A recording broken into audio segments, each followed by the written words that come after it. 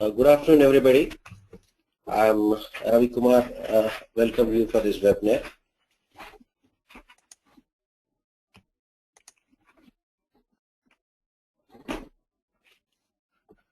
Today's topic is affirmative action, expected interventions from private sector.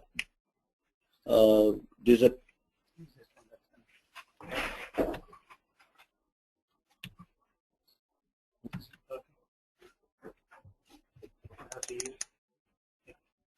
before we start our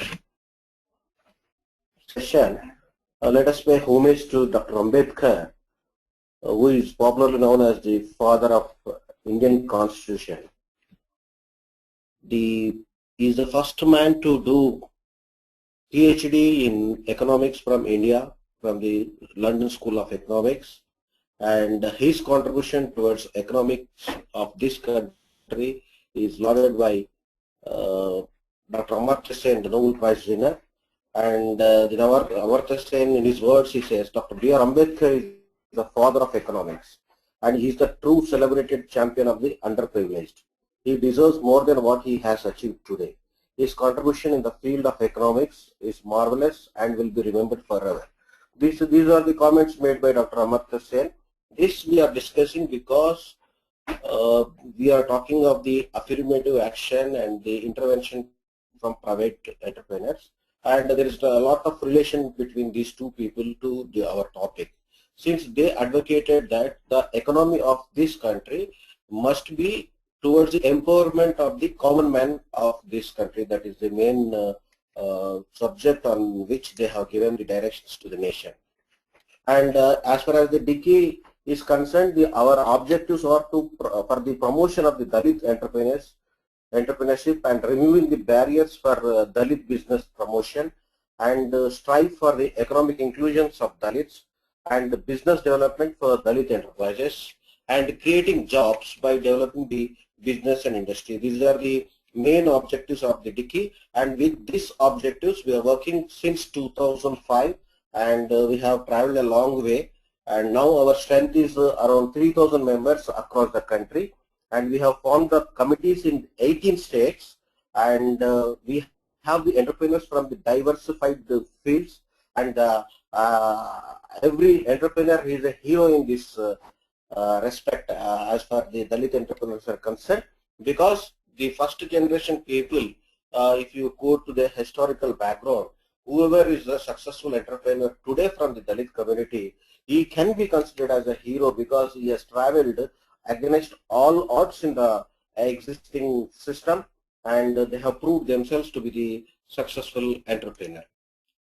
And our representative is there in National Advisory Council, Government of India, and the Planning Commission, Government of India, and we are the members in National Skill Development Council, and we are happy to say that we are also part of the CII in Affirmative Action Council, and also we have the representations in the National Council of CII. And so far our achievements are concerned, we have the nationwide representation, and we have conducted the Dalit trade fairs in 2010 at Pune, and 2011 at Mumbai, and 2012 at Nagpur. And this is being participated by more than 500 Dalit entrepreneurs, and these trade fairs have been visited by Mr. Ratan Tata and Mr. Adi Godrej, and the representatives of big business houses in India. And these are the trade fairs reported in the media. This is the historical thing happening in India, because for the past 65 years, the growth of the SC, ST people in the business circle has been demonstrated, and they have also proved their talents, that they are second to none in running the successful businesses and in producing the quality products from their industries. And the Government of India, after going through various conditions for the past 65 years, in order to empower the people from SC, ST entrepreneurs, they have advocated the affirmative action, which are being practiced in other countries so far. And the main definition of this affirmative action refers to policies that take factors including the race, color, religion, gender, sexual orientation, or national origin. These things into consideration in order to benefit an underrepresented group in areas of employment, education, and business, usually justified as countering the effects of a history of discrimination. This is the definition given for the affirmative action, and this affirmative action has been proven successful in various countries who have adopted the policy of affirmative action. And apart from affirmative action and the supplier diversity, which is part of the affirmative action, which envisages the supplier diversity, is targeted procurement from Dalit-run enterprises. And considering the nil and the low penetration of Dalit enterprises in business due to various barriers, are seeking the affirmative action and supplier diversity. If affirmative action is implemented properly and the supplier diversity is practiced by the Indian industry, and there is a lot of scope for the encouragement and the empowerment of the Dalit enterprises throughout the country. And when you look at the Indian scenario, you have to take in two stages, that is the prehistorical, pre-independence area and the post-independence area. In pre-independence area, where according to the traditions which were existing at that time in 1919, a woman was arrested for selling watermelon because she has gone against the existing traditional system, and in which the Dalits were banned to run any business activity. They are banned to enter into any commercial activity. So that's why when a woman is ventured to sell the watermelon, she was arrested for doing so. That was happened in 1919. And again in 1942, Dr. Ambedkar has written a letter to then British Viceroy when he examined the list of the contractors who are registered in CPW, where the general works contracts pay role was maintained. Out of 1,179 people who are registered contractors at that time, out of which only one Dalit entrepreneur was recognized. So Dr. Ambedkar felt that the equal opportunity must be given to all the sections of the society who are part of our nation.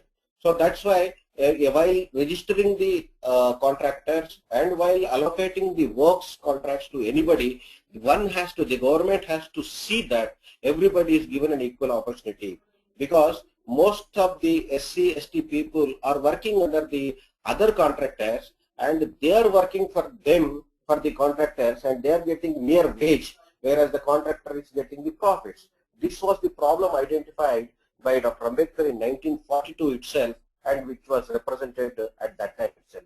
When you see the post-independence situation, now we see the 65 years of independence, what shape the Indian economy has taken. If you see, the gap between the poor and the rich is increasing day by day, and the poor is becoming more poor and the richer is becoming more richer. This is the analysis of what we have in the present trend, which nobody can overrule that situation. So in these circumstances, then the expansion of business houses has taken place so far after independence, and this growth of industrialization and the creation of wealth was confined to only a few people, particularly in few families also, you can say. So there is no representation of the Dalit community in any of the economic activity or any of the industrialization activity, any of the wealth creation activity. So there is a need for us to think how to empower the scheduled caste and scheduled tribe people to get into the business. And when you look at the global perspective of the affirmative action, you can see that USA has been adopting supply diversity program from 1969 to develop minority business enterprises and to bring them to national mainstream. Every state makes executive orders fixing targets for procurement and awarding contracts from MBAs. And if you take in South Africa, has a policy of black economic empowerment, which encourages the black business enterprises. If you see at the UK, the government policy encourages supplier diversity to encourage and provide equal opportunity for ethnic minority business groups. And if you look at the Australia, Australia, they have the National Minority Development Councils and Supplier Diversity Councils. These are the 4 countries which have been practicing the affirmative action since long time. And if you look at the government initiatives, what is going on for the past 65 years of the independence, the government has introduced the various welfare schemes. But you know the result, what is the result? Still the education percentage, if you see, which is very high, and the poverty percentage is very high, in spite of introducing various welfare schemes, various financial institutions is coming forward with various models of financial assistance and all. In spite of all these things, the much has been not done for the upliftment of the SC/ST community. For that, various factors are there, and one of the factor is the procurement policy. What you can see, the procurement policy, because if any SC/ST entrepreneur comes forward and he starts his own business or the industry, he will not be able to perform well because there is no helping hand for him from the industrial side, and he is being isolated. And the historical background also affects them a lot, and they do not have the proper technical support also, and proper mentoring. There is no proper mentors for them. So these are the factors made government initiatives were not given any results. In spite of the government's try, there is no positive achievements were there.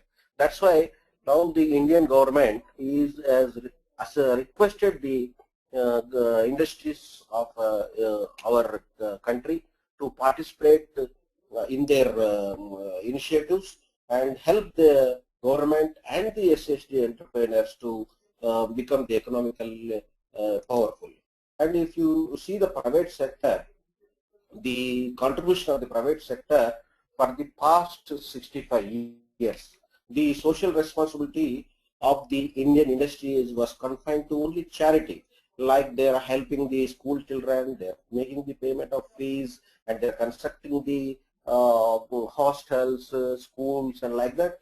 That has become the charity activity, and there is no economic empowered activity was not there from the private sector, and and the depressed sections were confined to execute the labor-oriented work, since they are not given any skill training, or they are not enlightened them, they are not got the proper guidance from any of the sections of the society. That's why they are confined to only to do the labor-oriented works. And the recent terms, the corporate social responsibility, which has introduced by the government, that could create some impact, because the Indian industry is financially also participating in the empowerment activity, and the creation of some properties for the infrastructure for the welfare of the SC/STs and all. So if you take the Tata as company as a role model, the Tatas from pre-independence to post-independence, whatever the profit they have made so far, and the portion of the profits have been allotted for the welfare of the people, through which they are doing the activity throughout the country by establishing the hospitals, and they have the internationally reputed Cancer Institute at Bombay, and they are also supporting the people who are working for the cause of the upliftment of the SC/ST people. So in this way, the Tatas have become the role model for this Indian industry.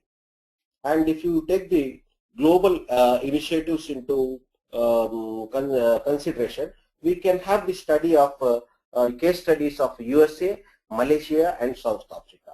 And in USA, if you very interesting thing in USA, in 1969, there was a lot of internal trouble between the country.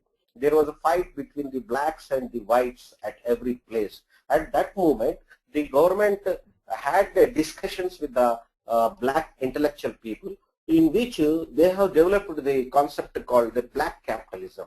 At that time, the president of US was Mr. Nixon, and Nixon had the interaction with the people, black intellectuals on black capitalism, in which they suggested that the government has to have the focused adoption of the black people and mentor them and train them, and they introduce them into the business and industrial activity so that they will become economically empowerment.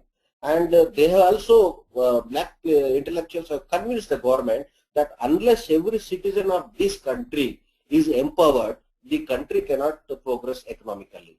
So that is the area one has to think about that, because when the citizens are poor, a country cannot become the rich. So unless every citizen is economically empowered, live on their own and live to the right standard of living, then the country's economy will progress in the rest of the nations of the world.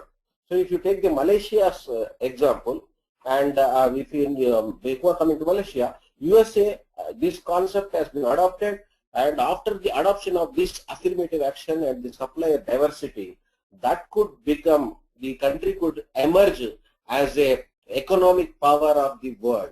This has become, they have emerged as a global leader of the world. So this is the success story what you can see from America. And if you see the Malaysia study, and in Malaysia, the Malay people who are local people were not given proper opportunities. And the government of Malaysia has introduced various affirmative action proposals, and the industry in industrial organizations in Malaysia has come forward to help the government, and the government and industrial organizations of Malaysia worked together, and they have given the proposals like some of the Malays were made the partners in their ventures, and some of them given the training and finance to establish their own industry and the business, and some of them have been employed by giving a special trainings in finishing schools like that. So Malaysia has also emerged as a powerful nation, and economically also very powerful achievements they have made. And if you take the South African example, all of us know that recently they got the independence and all, and after the white ruling has gone, the blacks have started ruling. They introduced various affirmative initiatives, and with that initiatives, now the black people in South Africa are progressing on par with the whites in South Africa. And when we are talking about all these things, one can say that, are we asking for the reservation in the business? Now, for that, my answer is absolutely no. We are asking to provide only opportunity to prove our skills without compromise on quality, and we seek for the economic inclusion. This is what we wanted. We don't want any reservation, and we don't want any concessions, or we don't compromise on the quality. We are ready to perform on par with others, but what we wanted is only focused procurement and the focused opportunity to be extended from the Indian industry. And the role of CII has been appreciated for the past 3-4 years. They are doing their best, level best, and still lot more to be done, because the Indian industry is committed to Prime Minister for upliftment of SC/ST through affirmative action, and the CII has the social responsibility to provide equal opportunity to all the citizens voluntarily, and the CII shall provide a level playing field to all sections of the society, and the CII can provide opportunity to Dalits for sharing the economic prosperity of the state. And if you look at the government initiatives, what they have taken, the 2012 order, MSC's order, it clearly says that the public procurement policy for micro and small enterprises, they have made 4% procurement is mandatory in all central government procurements. That is what the government of India has recently taken a decision, with which we are getting around 7,000 crores of business opportunity from various parts of the country. And they also listed out the items, and we are all trying to enter into manufacturing of those products which have got the market potential. Apart from the government of India, the various state government also, we are having a talks with the various state governments to have the similar procurement policy, wherein whatever the state governments they are procuring, and that also we shall have a certain percentage must be allotted towards the SC/ST entrepreneurs. And we are also negotiating with the government to consider the allotment of the contracts, the allotment of various schemes, particularly SC/ST, whatever schemes the government is implementing. In that, we wanted to have a special share in a business share in the government expenditure. And the CIS, so far, if you can see, CII support for the affirmative action is appreciated by many people, and still a lot more to be done. And as such, now the CII is concentrating on the education, employability, and the employment, and the support existing entrepreneurs, developing the new entrepreneurs like that. In that, my firm opinion, I would like to get into your notice is that the CIS education 4 years out of 4 years, while education if you take, that is a very, very vast subject, wherein the government, in spite of their missionary, in spite of this many spending crores of rupees, they are unable to achieve the targets fixed by themselves because of various factors, various social factors, and lack of commitment from their teachers and all, and government officials they are unable to produce the desired results. But as far as CII is concerned, if you look at the education part, and it will be further more difficult for the CII to execute that education activity, because these SC/ST people are staggered throughout the country, and they are all living in remote areas. The reach of the CII may not be that easy to execute the work. So my advice to the CII is that the education, instead of doing the education, you can think of with the same money, same energy, same manpower, you can do the employment. You can do the how to have the opening of the skill development centers, wherein you can have proper training to the qualified people. And this employment and employability, you can see, you can focus on the new recruitment.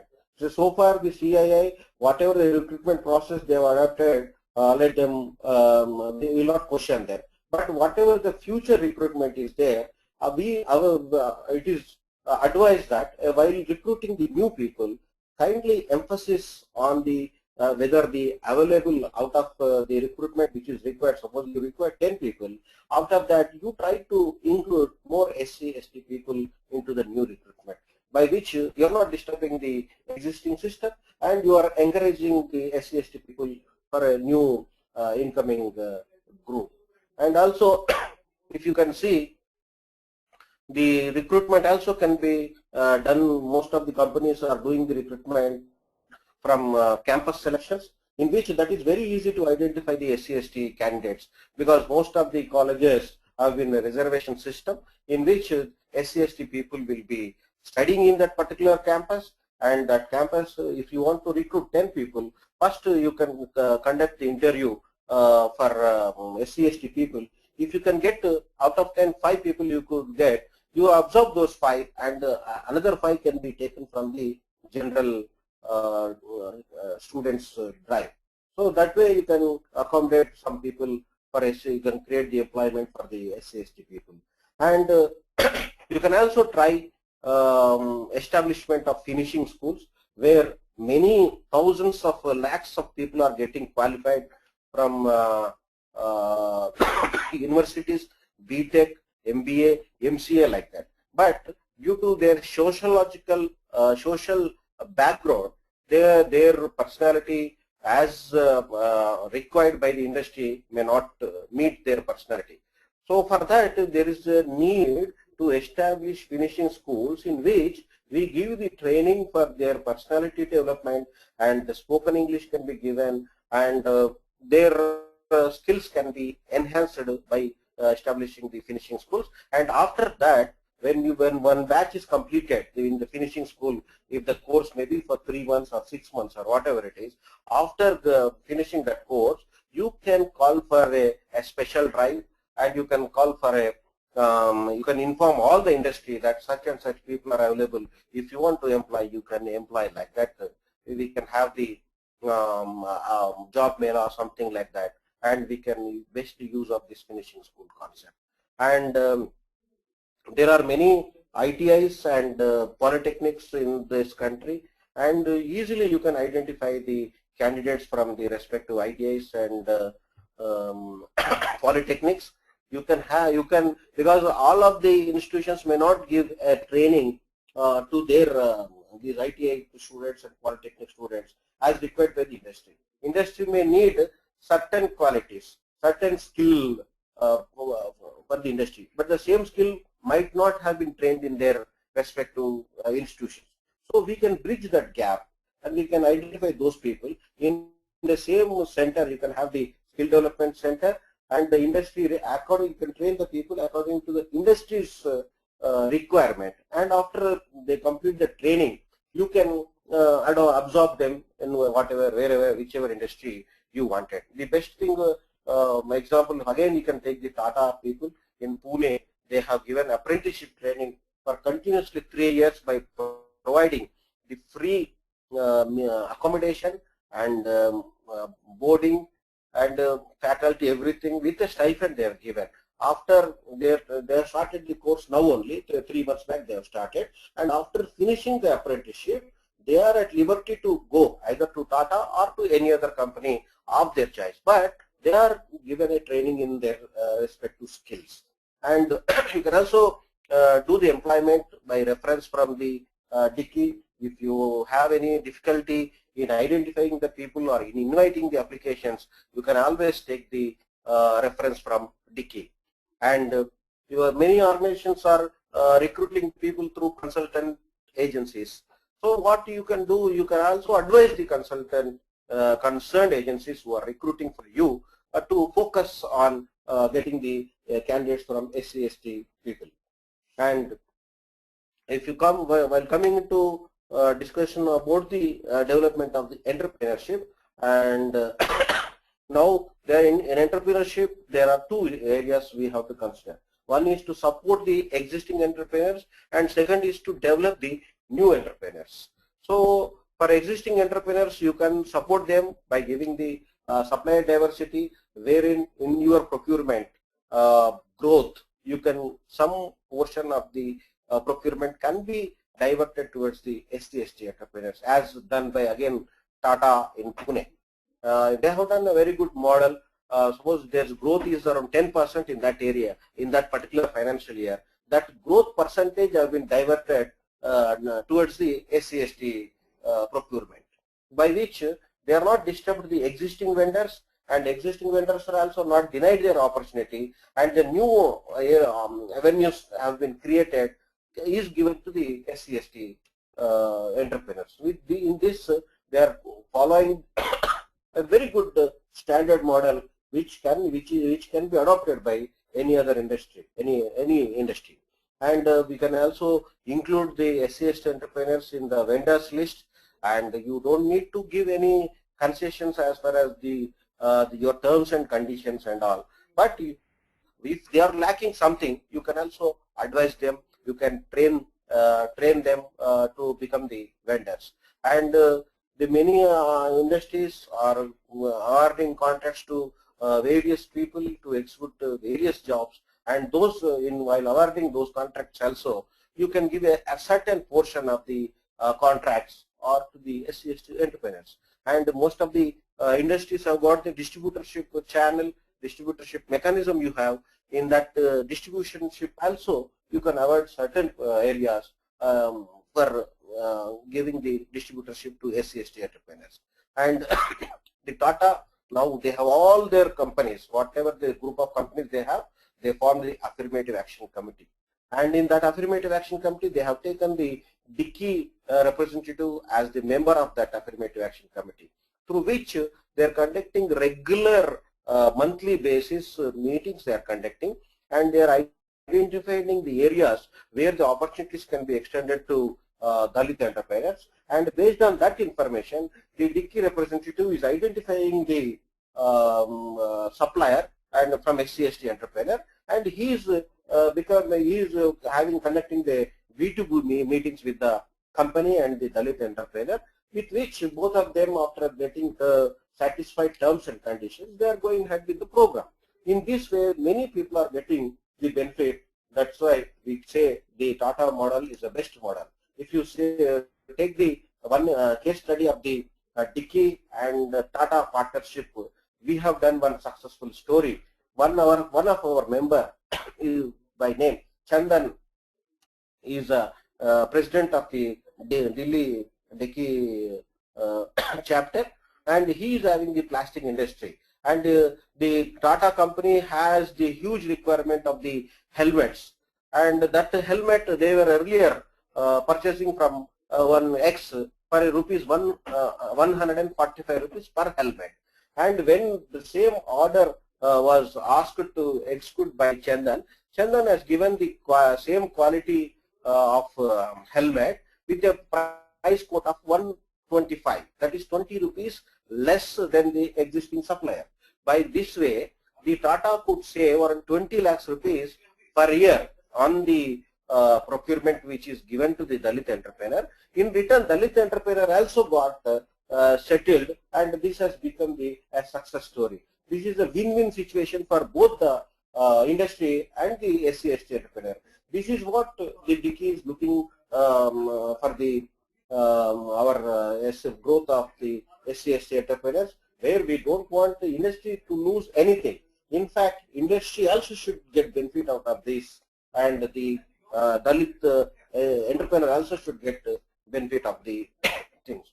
And when it comes to the developing the new entrepreneurs, now the industry is always know the technical advancements happening in the society, and they are always doing the research on the new developments. So whenever they identify the new opportunities, they can offer the same opportunity to the new entrepreneur of SC/ST, and they can become the facilitator, the mentor role. They can play the mentor role to develop the SC/ST entrepreneur. Because now if you look at the government side, there are various state government initiatives, central government initiatives to support to set up the industry. They are giving interest-free loans. They are giving the subsidy, investment subsidy. They are giving the interest subsidy, power concessions, sales tax and commercial tax, and VAT exemptions. So like that, various concessions have been provided by the government. But in spite of the existing so many schemes, the SC/ST entrepreneurs are unable to make use of that because of there's no tie-up with any big industry like that. That's why now what we propose is to identify the new opportunities and to give the training in that whatever the opportunity, identified opportunity, and give assurance to the business for that opportunity by the industry, and with the combination of the Indian industry, CII members, and government schemes, financial institutions, and the Dickey and the SC/ST entrepreneur. If we work together, we can really do wonders in developing the new entrepreneurs. One thing we have to see is that what in America, in every financial year, every company proudly declares that this year our affirmative initiative has crossed this much number of crores of dollars. Like that, they will declare there will be a competition. One company has given X and another company says no, I have given more than that, like that. So such trend, if that happens in India also, there is every possibility of a common man is also can be, become economically and sound. And when the common man also becomes economically sound, now here also the industry can get benefit out of this. One is, once the economic empowerment happens with the Dalit community, and their spending capacity will increase. Once their spending capacity increased, and they don't keep the money in the banks, they will always, because their wants are more. They want to purchase a TV, they want to purchase a motorcycle, they want to purchase a computer. Like that, in return, they will start purchasing the items from the market, and this will lead to the industrial growth. That means, while supporting the SC/ST entrepreneur, the industry also directly or indirectly getting the benefit out of the implementation of this affirmative. This is the win-win situation for both the CII member and the SC/ST entrepreneurs. And if you calculate, if you look at this in this angle of getting benefit from the economic empowerment of Dalit people in the, because the Dalit people constitutes 25% of the Indian population, and out of 25%, not even 1 or 2% are having the TVs or motorcycles or the permanent house and all those things. And if the rest of the people are empowered financially, and you imagine the production required to meet their requirements. Suppose now we are selling 1 lakh TVs per annum, and if the Dalit and people economic spending capacity increases, you need to produce 1 crore TVs. And like that, motorcycles, like that, housing sector, like that, any this thing, the market potentiality will increase drastically, which will lead to the economic growth of the industrial growth of this country. So, keeping these things in view, and these are the points which I have brought into your notice, and this is a win-win situation for both the SC/ST entrepreneurs and the industry. And I think I have given you the points for the discussion, and if anybody has any queries on the presentation which I have given, you are most welcome. Thank you.